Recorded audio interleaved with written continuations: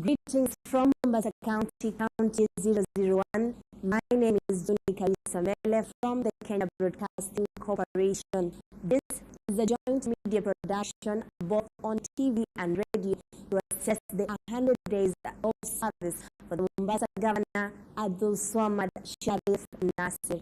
Welcome to our Senate Governor, and thank you for having us today. Thank you for having me. Yeah. Now, I'm not alone. I'm joined by my colleagues, and they will introduce themselves briefly, and we'll get right to it. Naam, sadaka kabisa mpenzi mtazamaji. Jina langu ni Daniel Kituku kutoka K24 Media Max Network Limited. Kumbuka matangazo haya mtazamaji yatakujia kwa lugha zote mbili za taifa, Kiswahili na Kiingereza, kwa faida ya watazamaji na wasikilizaji wa redio za pwani takriban 9 ambazo zinapeperusha matangazo haya mubashara kutoka ofisi ya gavana wa pili wa kaunti ya Mombasa Abdul Swamad Sharif Nasir. Niwapatie fursa wenzangu kujitambulisha. Na jina langu ni Elizabeth Mtuku kutoka runinga ya TV47. Karibu kwenye mjadala. Na mimi naitwa Dalila Ahmed kutoka Pwani FM. Karibu sana. Thank you. I'm Patrick Amimo representing KTN Standard Group. Na moja kwa moja mtazamaji, tunaanza mahojiano yetu hapa na gavana wa kaunti ya Mombasa Abdul Swamad Sharif Nasir. Tunashukuru sana kwa kukaribishwa vyema katika kaunti hii ya Mombasa, utulivu japo joto kwa wingi. Asante sana.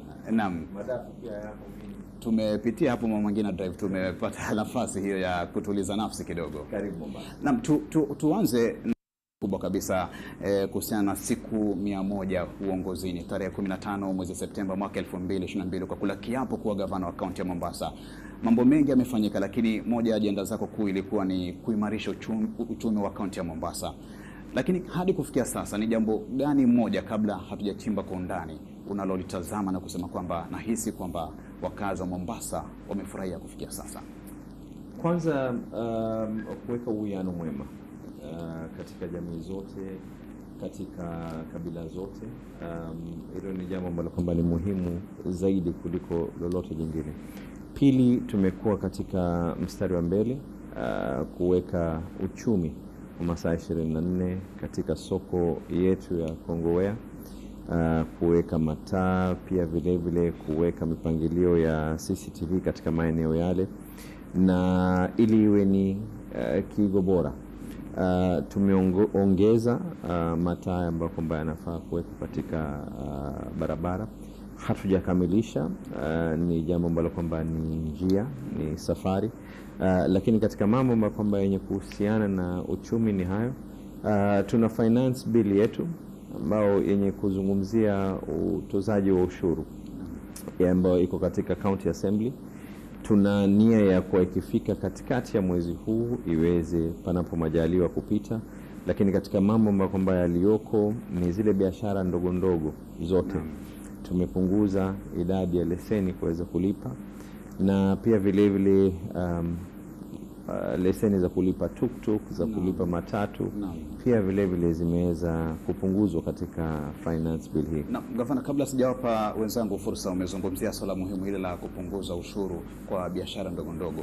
Uchumi wa Mombasa utaimarika vipi wapo ushuru ambao unastahili kupata ili ujenge uchumi wa Mombasa umeupunguza? Katika utafiti tulioweza kufanya baina ya Kenya National Chamber of Commerce na pia vile vile serikali ya kaunti ya Mombasa, utafiti ambao kwamba tutauzindua rasmi kuweza kupeana ripoti, inaonesha wazi ya kwa watu ambao wenye biashara hizi ndogo ndogo wanakaribia takriban watu 30,000 na, lakini watu ambao wenye kulipa ni takriban 4,000. Kwa hivyo inamaanisha ya kuwa unaweza kupiga hesabu ya kuwa katika kila watu 10 ambao kwamba mwenye kulipa ni mmoja.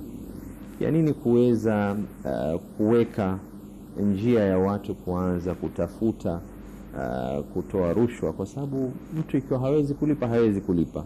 La kubwa atakalofanya ni kuanza kutoa rushwa. Ni afadhali pawe na idadi ndogo ambao kwamba itakuwa kila mmoja ana usawa kuweza kulipa.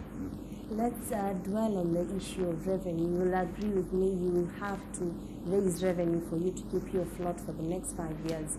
Now, you've mentioned about the just concluded public participation in the county assembly on the proposed finance bill. One of the key issues is tax levies introduced for port-related business. Now, this, if these proposals go through, it will mean that the county government will reap so much harvest. We saw that one of the major moves that the president made was to restore port operations back to Mombasa. Was this part of the goodies that the president offered, or is just an incentive or a good way for you to make sure that your basket remains full? The port of Mombasa is good because of business for Mombasa, but at the same time, it's a strain on our infrastructure. The lorries that are passing there, the level of social strain that it causes when you have any port city in the world is bound to have some level of vices here and there. And if you're not going to be able to look for ways, capitalize on that port, Mombasa County is literally one of the only port cities in the world that doesn't directly benefit from having a port in its city. And the introduction that we put into place, by the way, we did 31 public participations, 31 out of the precincts of the Office of the Governor. The participations that I engaged stakeholders are close to 19 as an individual, together with the finance team from the county government. And every single person has been very positive and has taken it very, in an excellent manner. I wouldn't call it that we're going to be ripping massive, because what we intend to charge is something that will not cause a strain on Mombasa being a preferred port city. We have recently had an engagement with the ministry officials, considering that everyone who's a stakeholder has supported this idea. We are now trying to tie it up with the ministry level to see how we can be able to engage for mutual growth. Mombasa as well has to grow. It doesn't make much sense to have a port and then we've got problems of drainages, we've got problems of children who are getting addicted into drug abuse. We need to be able to do something. One other aspect that you're trying to tax, if the proposed bill goes through, is the Miran Mogoka business. This has elicited a lot of emotions, especially from your Facebook account. Everybody is worried. Your predecessor scrapped off those taxes, but you're reintroducing them. Will this add to your basket, and will it affect your relations with the business community? Every single administration has different ways of operating. The previous administration had its own reasons, not just this. There are very many other issues that they were able to do positive enough. But this particular administration we've even gone ahead and said that the income that is going to be coming in from the Mirage shops, because we've got even the traders themselves who are in my office are in agreement, and they actually left being in agreement with me. We've got people, young people. We can't have Mirage shops or bars and whatever it is outside schools. We don't mind whoever wants to chew, whoever wants to do anything else, but let's have some limitations. And secondly, we've even gone ahead and say that money is going to be ring-fenced. Ring-fence it the same way for liquor licensing, ring-fence it for purposes of education and purposes of rehabilitation. We've got people right now, and I mean, it's a vice. Mogoka is something that is easily available. And we're hoping that these kind of licensings will now be able not to do anything else, but to give the traders and those who are in the industry as well to realize that self-regulation is very, very vital and key. What's your target as you finish? Because I'm sure the national government has its own target. We are not privy of what the county is earning right now, but what are your targets in the next four years of administration? What we are doing right now is we're signing up an MOU with the Kenya National Bureau of Statistics to actually map out all levels of revenue streams. That means if it is land rates, we're even in discussion. Some of the things that we're discussing with national government is to map out and to digitalize the land database in Mombasa. FAO have been grateful enough. The engagement that I had with them is that they're also willing to come on board. So once we've been able to do this, then there's sectional properties as well. Then there's the issue of what it is that we've done with the Kenya National Chamber of Commerce, which is now to map out how many shops that are going to be there. So once we have all this data in place, then it now becomes something that we are hoping that by June of this year we'll be able to give. And this data as well is not just for purposes of the finance bill. It's equally for purposes of anyone who wishes to invest in Mombasa. They'll be able to get to understand and feel where they're going into and what it is that they're getting into. Mheshimiwa Gavana, utalii ndio uti wa mgongo wa kaunti ya Mombasa. Na hivi karibuni tumekuona kukutana na wadau wa sekta mbalimbali katika juhudi za kuimarisha utalii. Mpaka sasa hivi labda una mipango gani kuhakikisha kwamba umeimarisha utalii wa Mombasa? Utalii katika hesabu ya mwisho iliyofanywa na Kenya National Bureau of Statistics ni kwa utalii inatupatia 4% peke yake, 4% ya uchumi wetu. Kwa hivyo inamaanisha ya kuwa ni njia mwafaka zaidi kuweza kupata zaidi.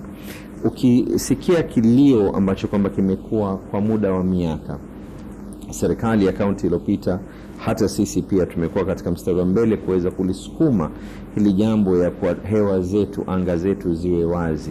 Kila ndege inayotaka kuja kuingia iweze kuingia. Katika mazungumzo nilizozungumza na rais, mmoja wapo liko ni hili. Katika la kwanza tulozungumza liko ni hili. Nenda nchi jirani hapa Tanzania, Zanzibar ina ndege takriban 8 kutoka nje ambazo kwamba zinaingia kwa kila siku moja. Mahoteli yameweza kujaa. Na tunataka kuangalia hapa Mombasa kile ambacho kwamba tunacho sisi cha kuvutia zaidi. Tuna utalii ambao kwamba ni utalii wa kitamaduni, cultural tourism. Hapa mtu akiingia anaweza kuingia fort, anaweza kuingia katika Old Town. Tuna pia ile ambayo kwamba ni utalii traditional, ile ambayo kwamba watu wamekuja tu kujivinjari na kupata hewa ya bahari, kunywa madafu, kukaa katika upeo wa bahari na kucheza na mchanga na kuogelea katika bahari. Kisha sasa pia tunajaribu kuangalia njia ya kuweza kukuza conference tourism. Haya ndio katika yale niloweza kuzungumza na washikadau wenye kuhusika na mambo ya utalii.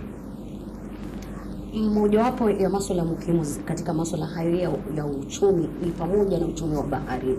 Na nitauliza lipi ambalo unafanya ama umefanya kuhakikisha kwamba hili linabobea katika kaunti hii ya Mombasa?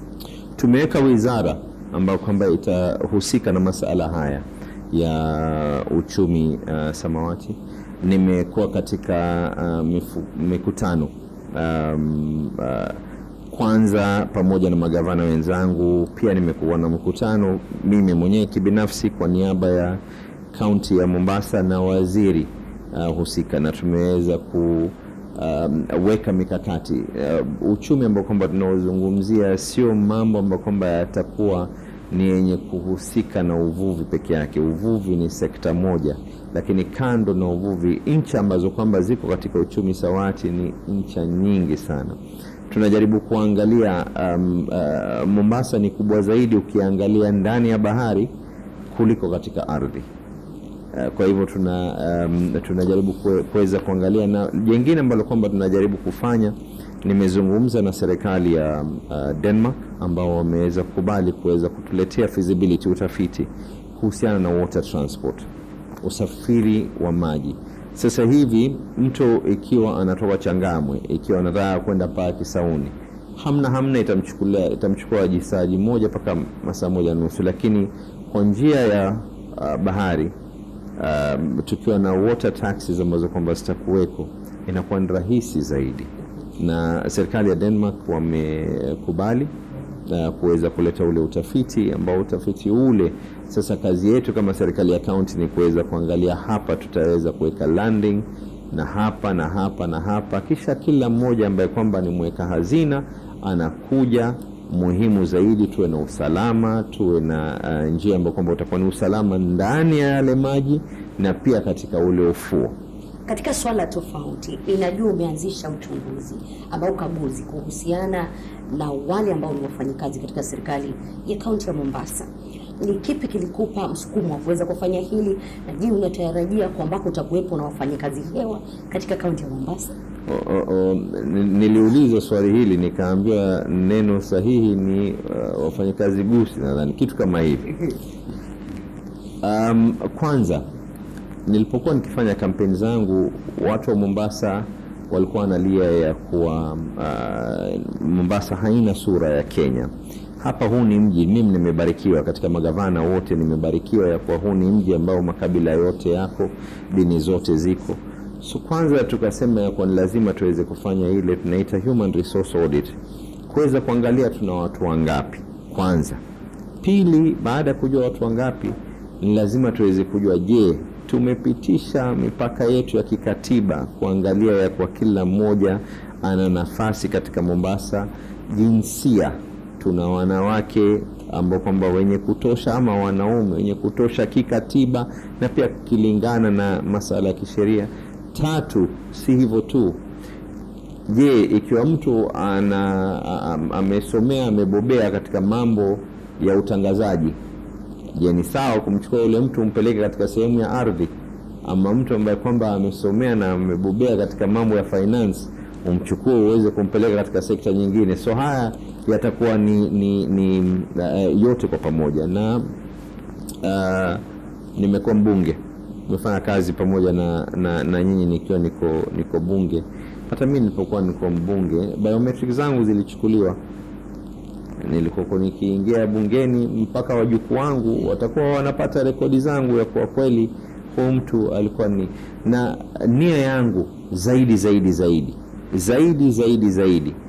mtu anayefanya kazi katika kaunti ya Mombasa atakuwa anachukuliwa ya kwa huyu kweli ni mtu ambaye kwamba ni muungwana. Si muungwana ya kwa kwanza mishahara atakuwa wakati ule unaofaa, medical cover yake iwe ni hali ya juu, mtu ambaye kwamba anaweza kwenda katika duka fulani, pia tuangalie njia ya kuweza kutoa loyalty card na discount cards kwa wafanyakazi wetu, lakini pia wakati ule kazi ifanye. Yes, just looking at it, you're looking at 100 days in your office and the cabinet constitution. Already there are delays from September 15th when you are sworn into office. We saw you put up a task force, a team to competitively hire these officers, 10 cabinet ministers and at least 16 chief officers. But to date, from November to date, there's no cabinet, there are no chief officers. Is it that the political forces out there could be so strong that you cannot be able to? Not at all. I want to make this very, very clear. I want to make this clear in this sense. One, it is wrong to say that we don't have CECs, because we do have CECs. Just the fact that it is not my pen that appointed them does not mean that I fired them. And it does not mean that we don't have chief officers. That means that just because it was not my pen that hired them does not mean that they're not there. We have CCs. I've held cabinet meetings already. I've met with the chief officers.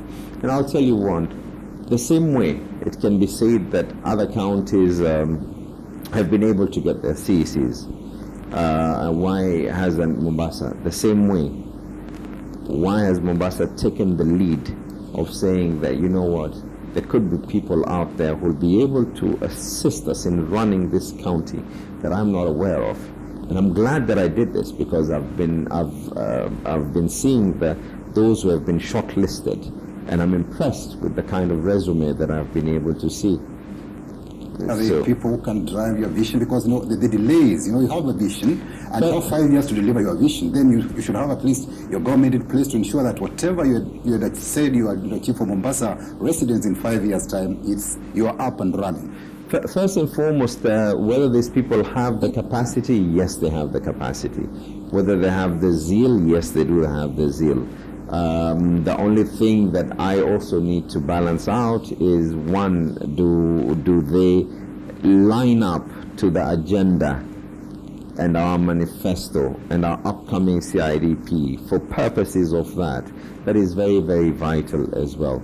But we will be getting this, and I want to assure you that it's not that the issues of Mombasa have not been moving. Things have been moving. We've been able to come up with a finance bill. We already there's so much that we have been able to do, and we're working with a team that is existing. I believe in continuity.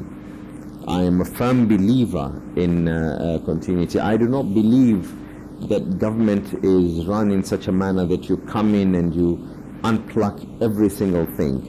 I believe that for the goodness of the people, there should be what is a smooth transition period.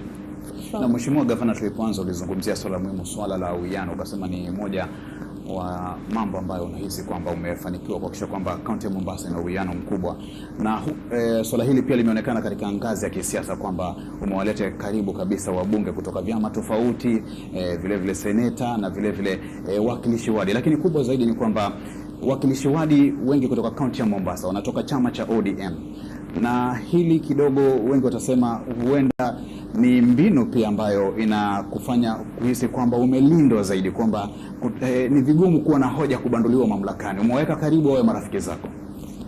Kwanza hata si masala ya kutolewa katika jambo lolote. Kutolewa ni kwa unafanya kosa ndio unatolewa, lakini zaidi utenda kazi. Zaidi ni utenda kazi.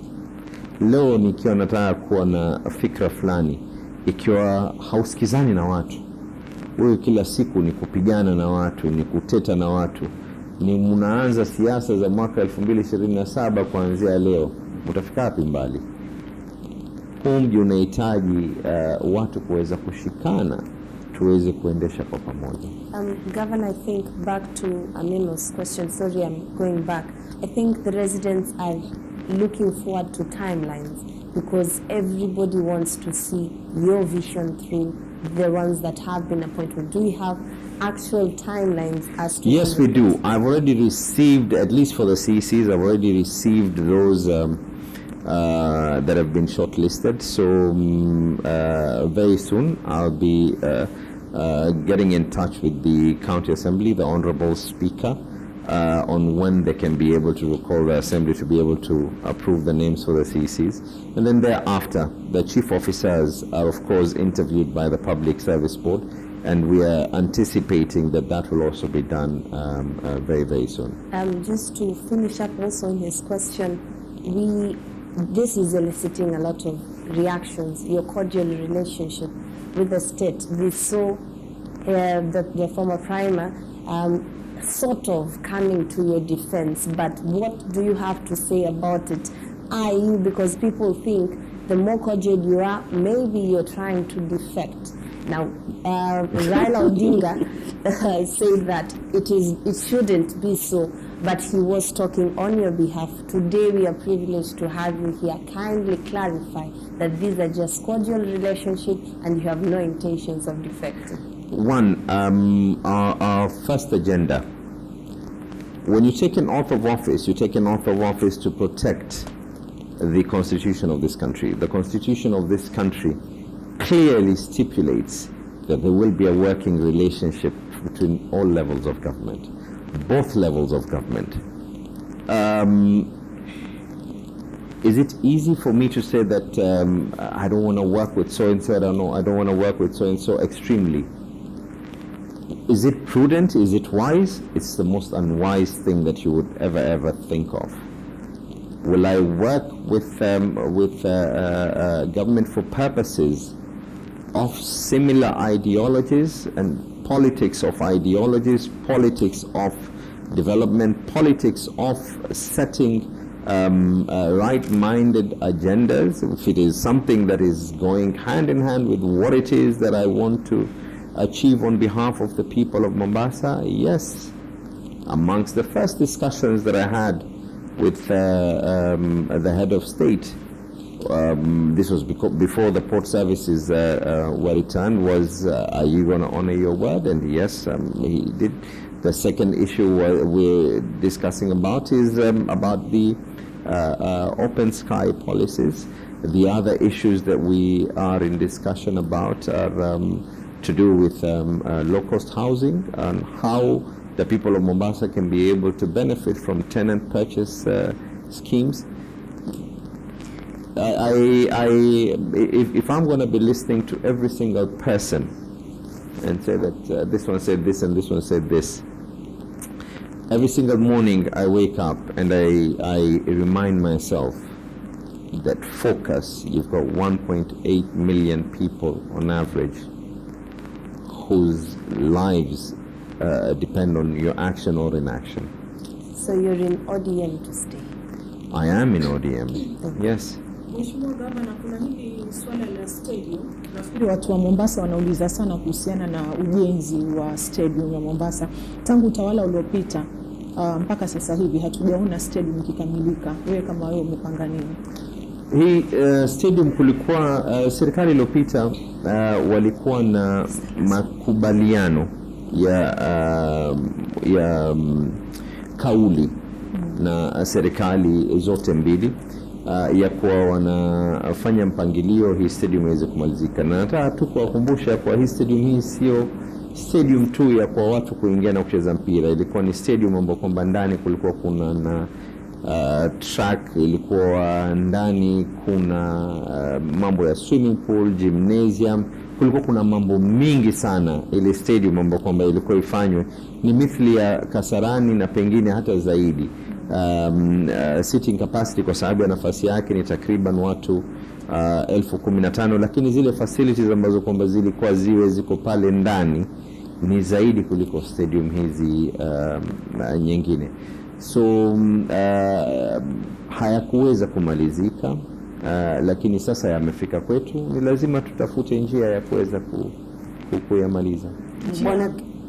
It's looking probably at matters pending bills. I see as by June 30th last year, it was standing at 4.5 billion shillings, and which came to reduce to about 3.2 billion shillings. I think it's a matter that people who or those who provided service to Mombasa are keen to know how soon maybe these pending bills will be settled. In November, you did establish a task force. I don't know what is the status of the report and how will you intend to settle this matter of pending bills, which not only an issue for Mombasa County, but it cuts across the country. First and foremost, the issue of pending bills. These pending bills, are not even just the previous administration. These are pending bills that were from the municipal times as well, some of them. Some of these pending bills are bills that I don't want to talk about the services that were there, but about 3 years ago, when the former administration was in office, Treasury did do a letter to the Office of the Auditor General to assess the status of pending bills for all the county governments. And one of the directions that we will take, other than the fact that yes, there is a task force report, is we will also be looking at that particular report, because that is our constitutional office mandated to actually go through all this. One of the things that I'm going to try, I do not promise, I do not know how murky the waters will be ahead, but one of the things that I have insisted on every single person working within the county government is that if someone does a job or someone supplies, let that person be paid on a maximum of 90 days. If we don't have the money, we will not give you that business. Do not expect to be given business if we don't have the money. I would rather look at my audit report, that my audit report talked about that there was no expenditure for purposes of infrastructure, than looking at my audit report that there are more and more pending bills. Because those pending bills have a direct effect on people's lives. This is something that I wish to learn and I wish to take forward, that there will be no business to be given if we do not have the money to pay you. And that is the reason why we are coming up with these innovative ways of collecting revenue.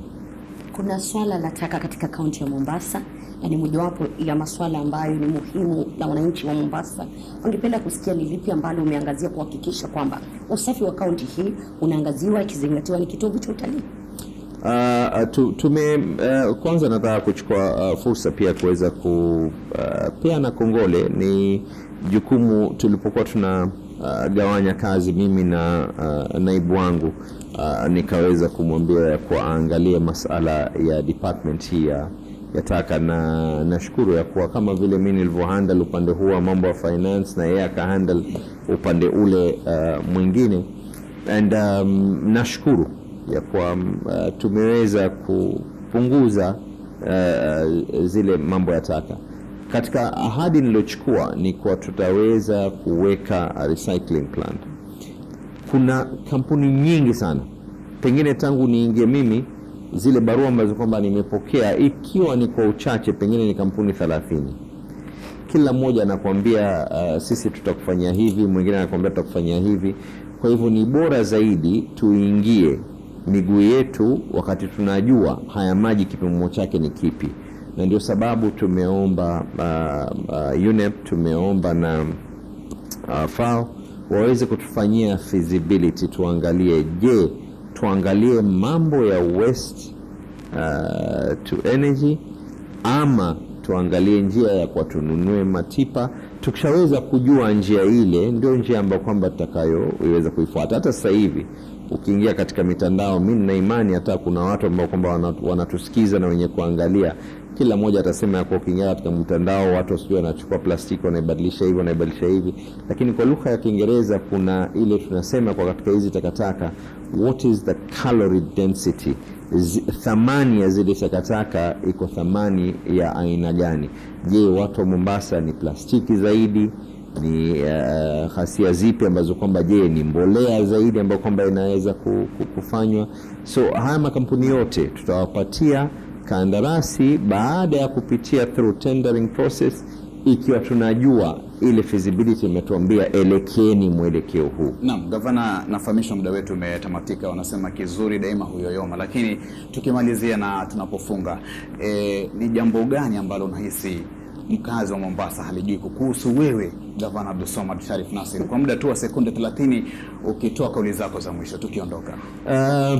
Nadhani ikiwa ambaye kwamba hanijui tutaweza kujuana kwa muda haya miaka na miaka ya lubaki, lakini zaidi ni kutoa shukrani kwa Mola kwa kuweza kutupatia subra, kutoa shukrani kwa Mwenyezi Mungu. Ukiingia katika ofisi kama hii ni lazima kuwe kuna fitina, huyu amesema hivi, huyu amesema hivi, ya kwa tuweze kuweka akili zetu zenye kulenga ya kwa matumaini yetu ni kwa watu waweze kupata kazi ziweze kuboreshwa zaidi. Ligi kuu ya Uingereza, ligi maarufu sana. Unashabikia timu gani Uingereza?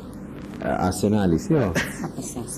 Shukrani sana Gavana Abdulswamad Sharif Nassir kwa kutenga muda wako kusema nasi hapa katika kikao hiki ambacho kimehusisha vyombo tofauti vya habari pamoja na redio tofauti hapa kaunti ya Mombasa. Asante sana. Na asante sana mtazamaji kwa kutenga muda wako takriban dakika 30 kutazama kikao hiki maalum kabisa na gavana wa kaunti ya Mombasa Abdulswamad Sharif Nassir.